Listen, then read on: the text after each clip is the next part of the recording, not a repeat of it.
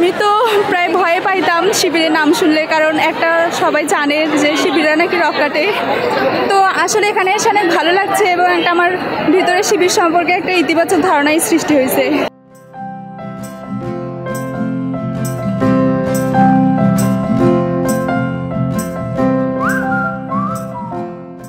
আমার নিজেরও মনের মধ্যে এরকম একটা ভয়ভীতি ছিল যে ছাত্র শিবির মানে হয়তো আমাদের কেন্দ্রীয় যে ছাত্র সভাপতি ছিল জাহিদুল ইসলাম ভাই, উনি বলতেছিল যে ছাত্র শিবির মানে হচ্ছে রক কাটা, এটা বলছিল।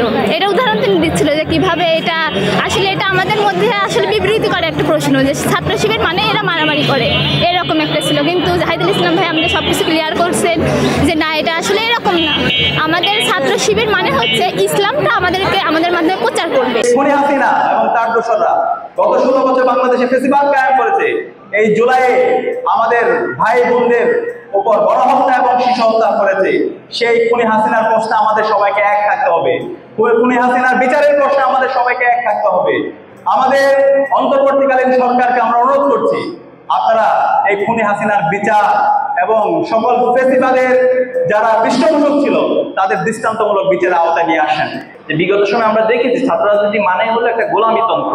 ছাত্র রাজনীতি মানে হলো ক্যান্টিনগুলোতে পাও খাওয়া, হলের ক্যান্টিনগুলোতে পাও খাওয়া, হল বাণিজ্য করা, সিট বাণিজ্য করা, এরপরে হচ্ছে কাউকে জোর করে তার নিজের কর্মসূচি নিয়ে যাওয়া, নিজের আদর্শ আরেকজনের উপর চাপিয়ে দেওয়া, যে আদর্শ আমার পছন্দ হবে না তাকে হত্যা করে ফেলা, তাকে নিঃশেষ করে দেওয়া, তার লাইফটাকে পুরো ধ্বংস করে দেওয়া। এটা ছিল ছাত্র রাজনীতির এক নির্যাস।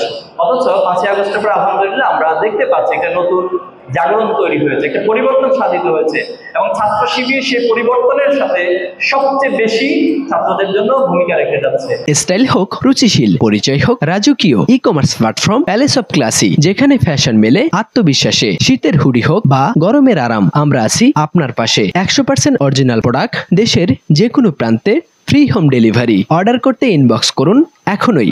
Palace of classy, be classy, be confident. শিবির মানে রক কাটা ধারণা পোষণ করা হতো, কিন্তু আমাদের জাহিদুল ইসলাম ভাই সেটা আজকে ক্লিয়ার করে দিয়েছেন। তার আগেও আমি জানতাম যে এটা শিবিরদের নামে প্রোপাগান্ডা চালানো হয়, কিন্তু তাদের প্রতি আমার ইতিবাচক ধারণা সবসময় ছিল, এখনো আছে।